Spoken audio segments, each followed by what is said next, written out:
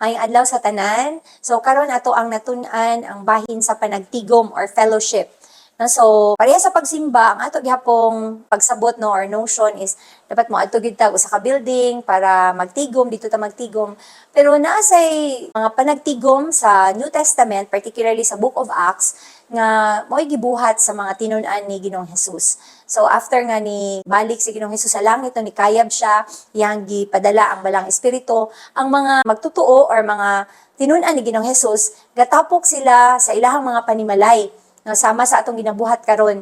So dili lang kada Domingo sila gatapok, but ingon sa Bible kada adlaw, no, ga fellowship sila, ga kaon sila, ga share sila og meal, naay mga panagtudlo didto na nahitabo mao gyapon atong ginabuhat karon, no, and naa sila mga panagampo. So kaning upat ka butang naa gid ni sila sa mga meetings, no, ang pagtudlo, pag-share og meal, magkaon-kaon sila, naa sila'y prayer og naa sila'y fellowship. So kaning upat ka butang naagid ni sa ato ang simbanay or kaning ato ang house church nga ginahimo kada Domingo. So dili ni nato undangon, no, dunay verse nga atong gibasa ganina sa Hebrews 10:25 nga dili nato hunongon ang panagtigom, no, kay especially nga hapit na mobalik ang Ginoo, hapit na ang adlaw sa Dios, meaning to say hapit na mobalik si Jesus. So kung hapit na ang pagbalik ni Jesus sa una kaning pagsulat sa Hebrews nga Hebrehanon nga book, mas hapit na gyud ta karon. So mas labaw na gyud nga dili nato undangon ang ato ang panagtigom dinhi sa ato ang simbanay or atong house church, all the more nga mag-invite tag mga bag-o, all the more pagyud nga atong abrihan ang atong mga panimalay alang sa pulong sa Dios kay hapit na mobalik ang Ginoo. So kaning mga butanga gihimo no sa mga apostoles o mga magtutuo sa Book of Acts or sa buhat, libro sa buhat, ato sad ni siyang sundugon karon, no, dili nato ni siya undangon, ato ani siyang padayunon, atong i-share sa uban ang atong gakatun-an dinhi sa house church.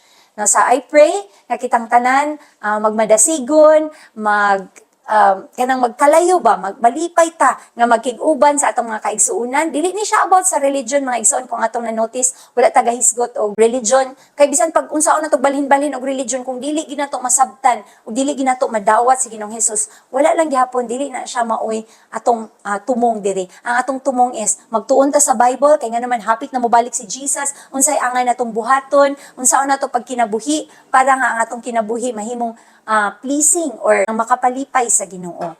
So, I pray igsoon nga dili ka mo undang sa pag-invite og uban, sa pag-open sa imong panimalay sa pulong sa Ginoo. Siguro after ani ang nga meeting nakauna-una ka nga basin pwede og nailaing schedule sa inyong balay para daghan kag mga silingan nga ma-invite ato nang buhaton igsoon, no, kay para nga mas daghan pa ang makaila sa Ginoo kay hapit na mo balik si Jesus. Amen. So magpray ta.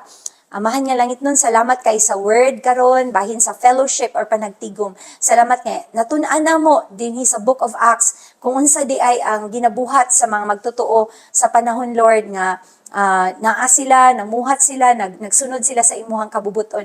I pray, Lord God, nga kaning gibuhat sa mga apostoles in the Book of Acts, amo sa ning buhaton. Dili mi mo undang, dili mi ma-discourage, kung dili madasigon pa mi nga mo invite sa uban, mo open sa mga panimalay para sa imong pulong. Salamat Ginoo nga makasimba mi bisan sa among panimalay. Ang among panimalay mahimong lugar diin asa ka masimba, asa ka madayig, asa ka matuboy Ginoo. Amo kang pasalamatan ug daygon sa ngalan ni Jesus. Amen. Amen. God bless everyone.